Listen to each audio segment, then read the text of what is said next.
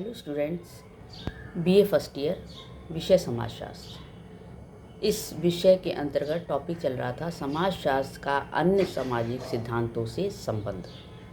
ये इसका तीसरा वीडियो है। अब इसमें आता है कि समाजशास्त्र और मानवशास्त्र का क्या संबंध है। समाजशास्त्र और मानवशास्त्र यानी सामाजिक मानवशास्त्र एक दूसरे से घनिष्ठ रूप से संबंधित हैं। ये जो मानवशास्त्र है, सामाजिक मानवशास्त्र, ये समाजशास्त्र की ही एक शाखा के रूप में है। जब लोग समाजशास्त्र शब्द का प्रयोग करते हैं तो साधारणतया उनके मस्तिष्क में सभ्य समाजों की विशिष्ट समस्याओं का अध्ययन आता है। और जब सामाजिक मानवशास्त्र का प्रश्न उठता है तो समाजशास्त्र के अंतर्गत मानव से संबंधित समस्याओं का अध्ययन किया जाता है। समाज में सभी चीज़ें आ जाती हैं, उसके विभिन्न अंग हैं, जैसे स्कूल है, विद्यालय है, या तुम्हारा परिवार है, मंदिर मस्जिद, ये सारी चीज़ें आ जाती हैं। और मानवशास्त्र के अंतर्गत मानव से संबंधित जो समस्याएं होती हैं उनके बारे में बताया जाता है। तो ये है दोनों में अंतर। क्रोवर ने समाजशास्त्र और मानवशास्त्र के बीच पाए जाने वाले घनिष्ठ संबंधों के आधार पर इन्हें जुड़वा बहनें माना है। इतना घनिष्ठ संबंध है जैसे कि एक परिवार में जुड़वा बहनें हुआ करती हैं। समाजशास्त्र सामाजिक मानवशास्त्र के अत्यंत निकट है, इसीलिए कहा गया है।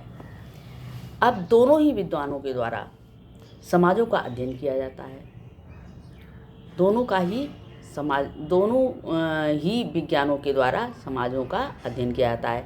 इतना अवश्य है कि सामाजिक मानवशास्त्र के द्वारा विशेषतः आदिम समाजों का अध्ययन किया जाता है। आदिम समाज मतलब जो प्राचीन युग में जहाँ से मानव की शुरुआत हुई थी वो। और जबकि समाजशास्त्र के द्वारा आधुनिक जटिल सभ्य समाजों का अध्ययन किया जाता है। सामाजिक मानवशास्त्री सरल और छोटे आदिम समाजों का अध्ययन करके समाजशास्त्री को आधुनिक जटिल सभ्य समाजों को समझने में सहायता पहुंचाता है।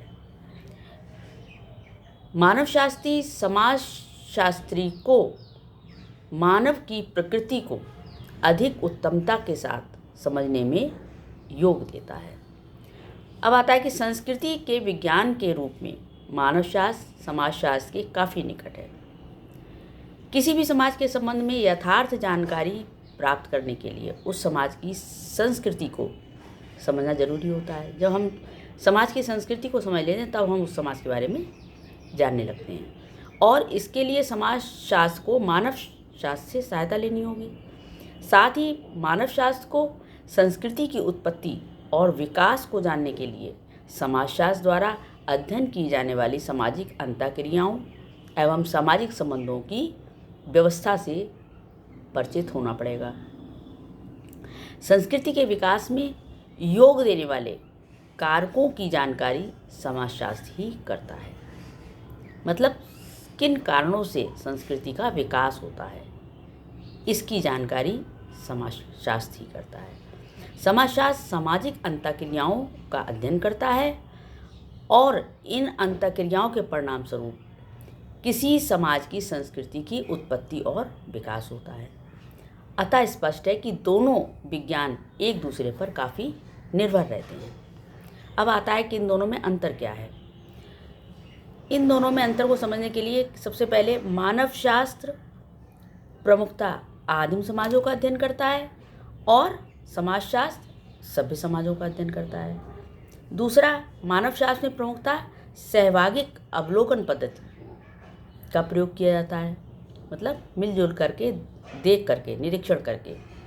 और दूसरी ओर समाजशास्त्री को निर्दर्शन की समस्या का सामना करना पड़ता है, मतलब सैम्पलिंग।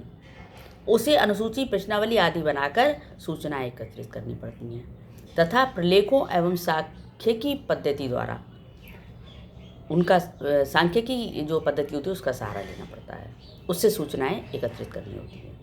और नेक्स्ट है कि समाजशास्त्र का एक ओर सामाजिक दर्शन के साथ तो दूसरी ओर नियोजन के साथ घनिष्ठ संबंध पाया जाता है। समाजशास्त्र केवल इस बात का पता लगाने की कोशिश ही नहीं करता कि संस्थाएं कैसे कार्य करती हैं, बल्कि ये भी बताता है कि उन्हें कैसे कार्य करना चाहिए और कैसे परिवर्तित होना चाहिए। और जबकि मानवशास्त्र अपने को इस प्रकार के विचारों से दूर रखता है। एक अंतर और है कि मानवशास्त्र समाजों का उनके संपूर्ण रूप में या समग्रता में अध्ययन करता है और समाजशास्त्र अक्सर किसी समाज के भागों का अध्ययन करता है और मानवशास्त्री अधिकतर छोटे आत्मनिर्भर समूह या समुदाय पर का, जबकि समाजशास्त्री बड़े या व्यापक समुदाय का या फिर सामाजिक प्रक्रियाओं का अध्ययन करता है। ये दोनों अंतर हुए इसमें। अब ये नेक्स्ट में समाजशास्त्र तथा मनोविज्ञान, इसके बारे में नेक्स्ट वीडियो में लूँगी। Thank you.